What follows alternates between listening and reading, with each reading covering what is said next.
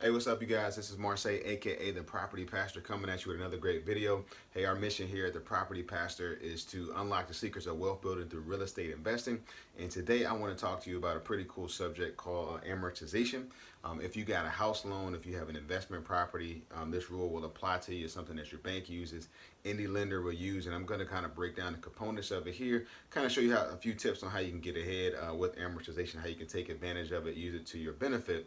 But before we jump into the content, I want to remind you to make sure you like and subscribe to our page. Make sure you're sharing this content to other people who can benefit, who can value from it. Like I said, our goal here, we want to unlock the secrets to wealth building through real estate investing, help you out on your journey, and help you to become financially free and financially independent and achieve all the goals that you have for yourself and for your family. So let's jump into it, right? So what is loan amortization? So like I said, if you have a home loan for your primary residence, or if you have an investment property, your loan has what they call an amortization schedule. And your amortization schedule may go from 10 years, maybe 15 years, could be upwards of 20, 25. A lot of folks have 30-year loans, right? So the thing about your loan is that it has four basic components. And I'm going to break them down here for you in a second, right? So the very first loan component that you have is called principal. Right? Principal, that's your P. The next thing is the I, that's interest. Interest. So if you got a loan and it talks about, hey, you got a 5% interest rate, that means that your loan is going to be compounded at a 5% rate. Now, typically with any loan, you're going to pay for that house, that asset, on an average of 2.5 times, right? So that means that if you have a $100,000 house, after you pay it off over the course of 30 years, your true costs are going to be about $250,000. 250K. That's a lot of money, right? That's one thing. When back in the Great Depression and back in the day, folks didn't get loans on things like on houses. They would pay them off over time. But in our day and our age, in a microwave society, banks came up with a phenomenal tool, right, called principal and interest. And basically, you can mortgage your future, get you what you want in the future right now. So your two components we've covered so far are your principal. So your principal is the $100,000, right? So that is the 100K. Your interest on that principal compounded is going to be about 150K, right? So you think you're paying $100,000, in all actuality, you are paying $250,000. All right, so now that we've covered principal and interest, let's jump into the T and the I. So the first, the T actually stands for taxes, and then the I is going to be your insurance. Your insurance. So in order to make sure that both your taxes and your insurance get paid, your lender is basically going to take money from you every month and put them in something they call escrow, right? So you're going to pay into an escrow out of your mortgage every single month, and the taxes and the insurance basically get dispersed so that you don't forget about it. Basically, is what happens. So, but for the sake of this video, we are going to focus primarily on the principal and the interest payment portion. So I'm going to kind of show you a graph of what happens with your loan over time, and then we're going to dig into how you can kind of take advantage of this scenario. All right, so I'm going to use two colors. So I'm going to use orange. So the orange is going to be your interest payment. So orange is going to stand for interest, and P is going to be your principal. Misspelled principal earlier. All right, so okay. So I'm an engineer. Engineers can't spell that good, but nonetheless, as you start out in the very first portion of your loan, so over here on the chart, this is going to be the dollars, and this is going to be over time down here in the X. So the X and Y, dollars in the Y axis, and time in the X axis. So the very first year, your loan is going to start out mostly with a high interest payment. So let's say, for example, you're paying $1,000 a month, just to make it easy math, okay? So it's going to be 1,000 right here. So that means that very first month, most of your payment is going to be interest. So out of that $1,000, most of that money is going to be interest. Very little of it is going to be principal. Over time, your principal payment is going to increase, your interest payment is going to decrease. Right? So what we're going to do is we're going to just kind of project this line out over time.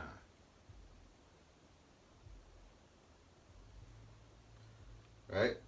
And then your principal payment is basically going to increase over time. Now, if you add those numbers up, they're always going to be $1,000 a month. So every month you're paying $1,000 principal and interest, and then the rest of your payment is going to be taxes and insurance for the most part.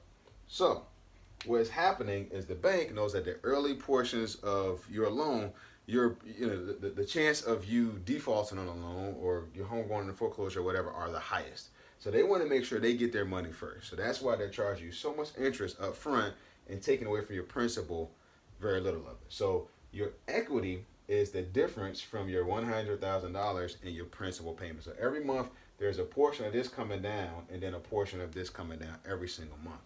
Now, how can this help you as either a homeowner or an investor?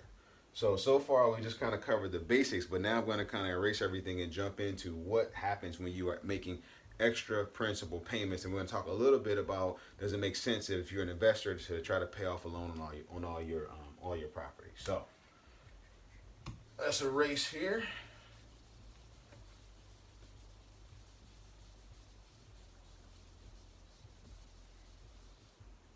Now, like I said, every month you got your principal and you got your interest. Okay? So every time you pay extra on your principal, your interest rate goes down.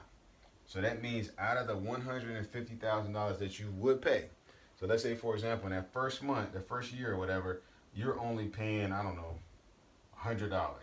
Make it easy. So you only pay $100 is going to principal, and then $900 is going to interest. Okay? What happens is every month your new interest rate gets calculated.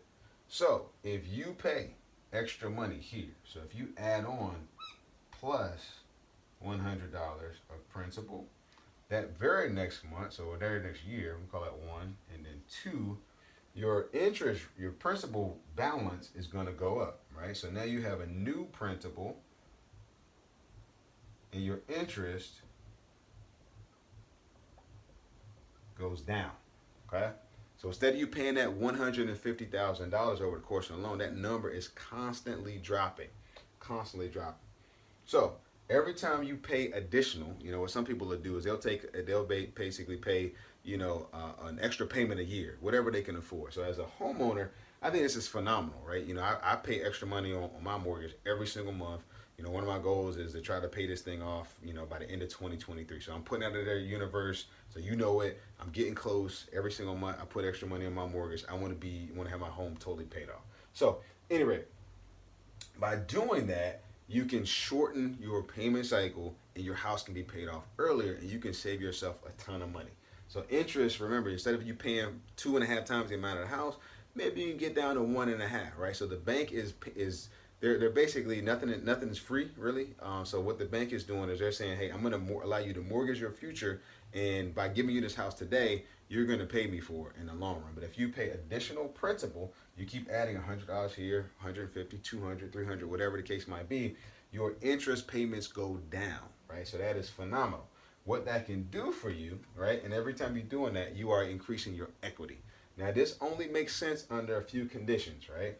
If you're going to have your house for long term, right? So where does this work? A good fit, we'll call it. This means that if you're going to own your home for a long time, right? If you plan on selling your house in 5 years, it really doesn't make a lot of sense, because all you're doing is giving yourself a bigger check on the back end, and you're going to have to pay taxes on that. You could be taking whatever that $100, $200 a month is, whatever, and putting it into an actual investment. So if you're going to own your home for 3 to 5 years, then sell it, I don't know if it makes a lot of sense. At least I don't believe it makes a lot of sense to put extra principal payments down each and every month. But if you're going to own that thing for the long term, like for me personally, I built my house, so I know I'm planning on staying here.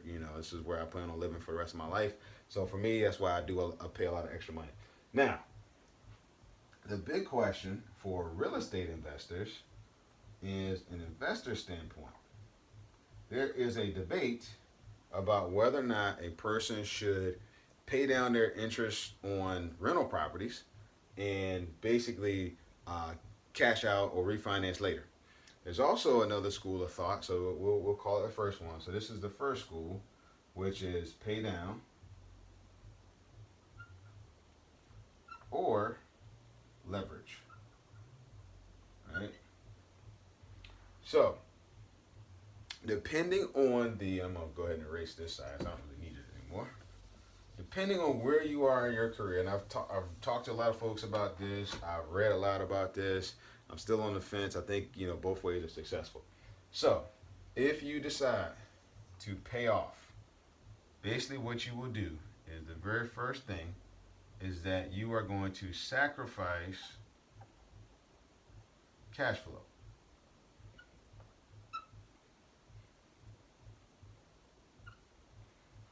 Now, that cash flow that you're getting, it all depends on what you're doing with it. If you're taking cash flow from a rental property, say for example, you get $300-$400 a month.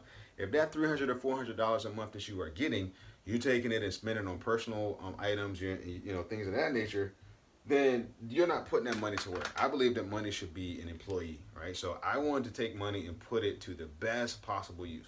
I want to take it and pump it right back into my business to generate great returns. So I can either take my cash flow, right, and I can pump it right back into that investment, which is going to take me a long time to pay down my home, which could take me, I don't know, 15 years or so, right, to pay that home actually off. Or I can take that $300 in cash flow and I can just pump it right back into getting the next property, right? So what happens there is where you use leverage. So leverage allows you to reinvest. Okay? So let's say, for example, we're just going to say I'm adding $300. So I can take that same $300 and pay down debt. Debt, pay down. Right? Or I can take that $300 and I can reinvest it. I personally prefer to reinvest that $300. The reason being is that on a typical real estate investment, I can get 20% cash on cash return. I can get sometimes up to 70%. I just did a bird deal where it was a rehab and we had almost 80% cash on cash return. So for me personally, in the early stages of my career, I am trying to grow my portfolio. Up here, if I'm taking that $300 and paying down that debt, in 15 years is phenomenal because at that point, I can refinance that property. I can do whatever I want to do with it, but it just takes me longer. So I believe in the early stages, it's going to take me a lot longer by using debt pay down. Now, as my portfolio has grown and I'm starting to slow down a little bit, and all I want is cash flow, right? I do want my properties to be paid off because instead of them making me $300 a month, I no longer have that $1,000 a month payment anymore. All I'm worried about is the taxes and insurance at that point. So I really think for me personally, the difference is where you are in your investment cycle. So towards the latter part, then yes, I want to pay down. But in the early part, I want leverage because I want more properties. I want to acquire more assets, right? So I think it all depends on where you are. But if you are if you are a private homeowner, you definitely want to go after debt pay down, in my opinion, right now. Unless if you're trying to save up for that down payment and things like that, I can understand where you would try to be using that towards to create some leverage. But again, it's different schools of thought. I think both of them work great. You really need to cater to whatever your personal goals are. So with that being said, I see benefits to both. There are pros and cons to both. You can jump into the tax savings of the interest payments and all those kind of things, and people are there's just so many schools of thought out here. But I just want to kind of give you guys some insight into the amortization schedule, how you can use it to your advantage, how the bank is really getting rich, and we're not. But I think, as we really dig into it, we can find ways to kind of get ahead by paying extra money or creating leverage. So, I just wanted to share that with you guys. I hope this content has been valuable to you, been beneficial to you. And if you have any questions, make sure you drop them down in the comment section. I'll make sure we get them answered. I'm here, like I said, our goal is to unlock the secrets of wealth building through real estate investing for you so you can build a legacy for yourself and for your family. Hey, look, I'm cheering for you guys. I love you so much. Thanks for tuning into the video. Can't wait to post more great content, and we'll see you guys soon. Love you much. God bless. Until the next time, this is Marseille, aka the Property Pastor, signing off. Take care, guys.